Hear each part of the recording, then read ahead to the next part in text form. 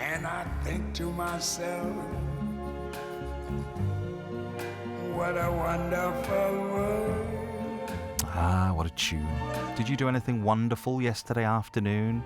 Well, there were no red roses in Plymouth, but what if I told you that one of the hottest tickets in town yesterday afternoon was a city council meeting?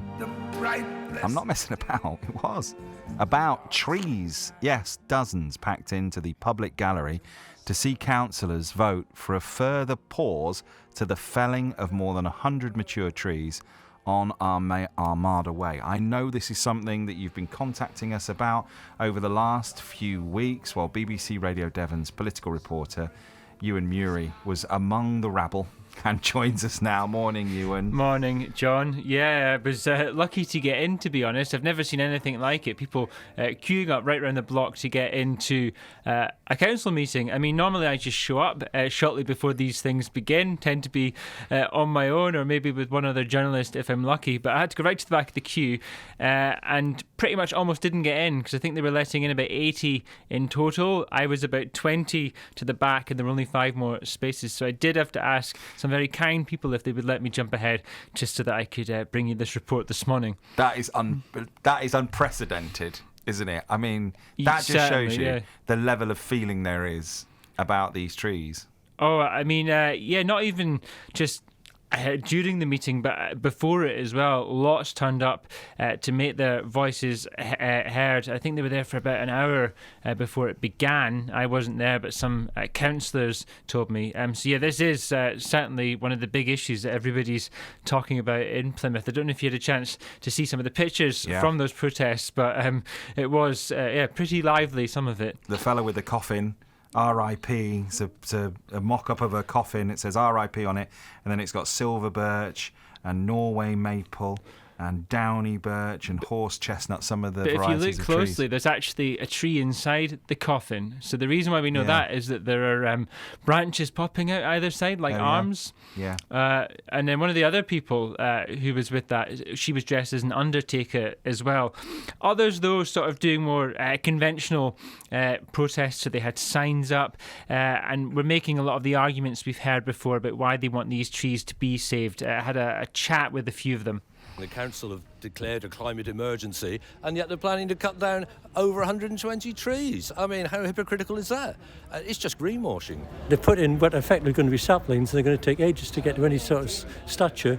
Seems to be contrary to the modern spirit of the times, which is environmentally minded, organic, sustainability. The trees are there for a reason. They're a canopy. They actually cool the city centre.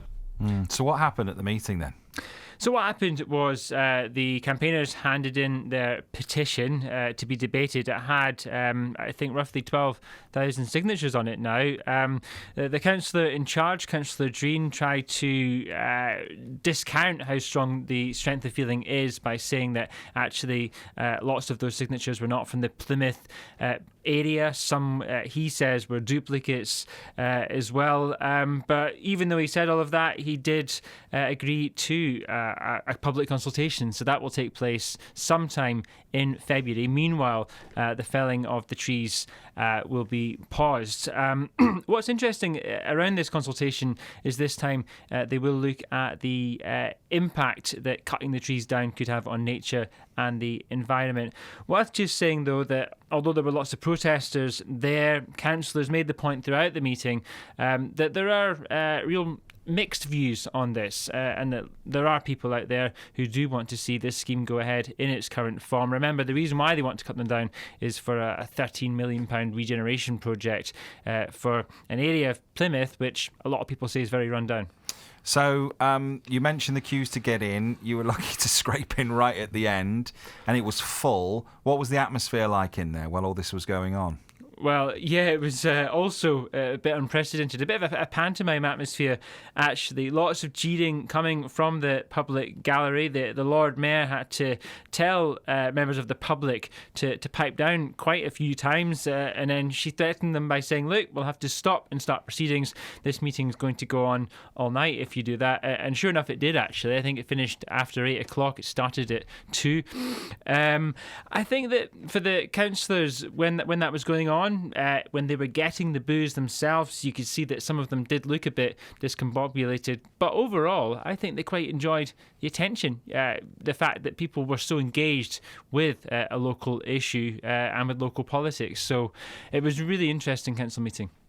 Ewan, thank you so much. Are you going to be on TV with this at any point, doing this story? I have done before. Yeah. I won't be today, but there are pictures on this morning, actually, on the breakfast TV bulletins. It'll probably be on lunchtime as well, so you can see cool. that gentleman with his coffin there. Yeah. Excellent. Thank you, Ewan. Thank you. Who comes into the studio and always smells lovely. He's like a human air freshener walking into the studio. I have to ask him what he wears, what he's wearing in just a bit.